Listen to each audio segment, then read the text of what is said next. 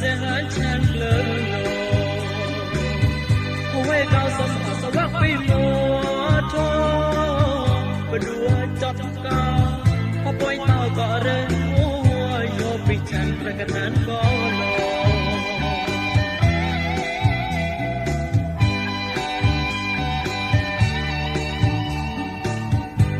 cha cao là tao chan mùa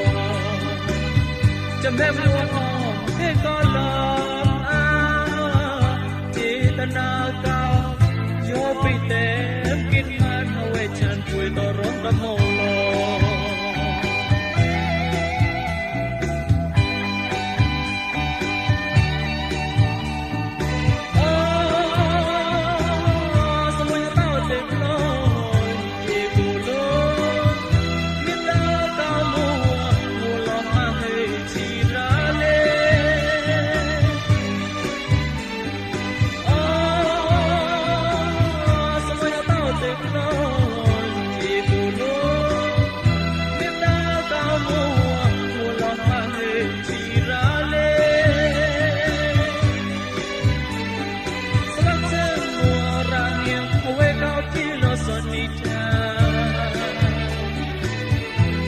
một lò vì mua thô và tay lo có hàng qua nhị cha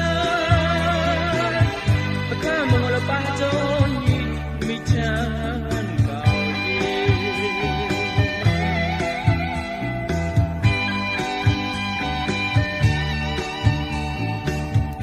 mi ta cao nó sâu bắc bình chân đôi giờ cổ không lo riêng muốn tâm mộ ba pra colora hieng yang perangi bicara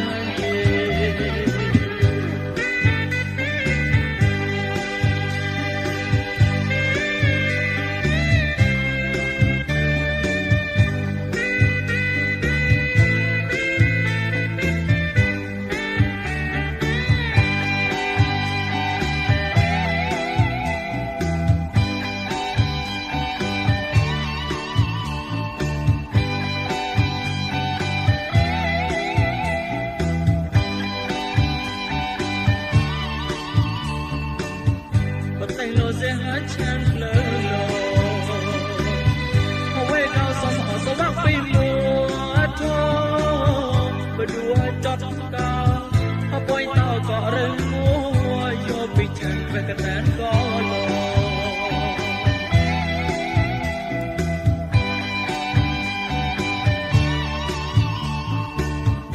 số cha cao là tao chan mùa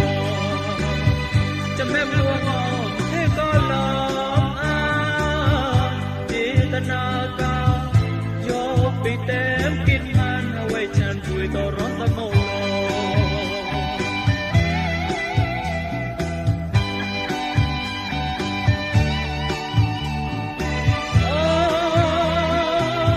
sao mới tao dẹp lon chỉ buồn lối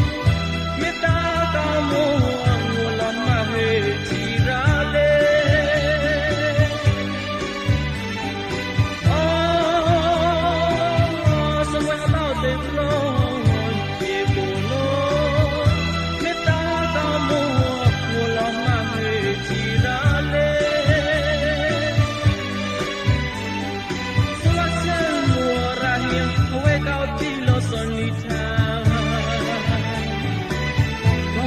một lò vì mua thô và tay lo có hàng qua nhị cha và cả một là ba cho nhị mi cha cao gì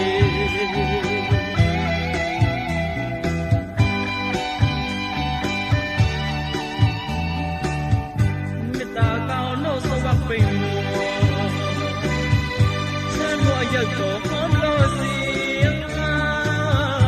cũng tâm mộ ba pra colora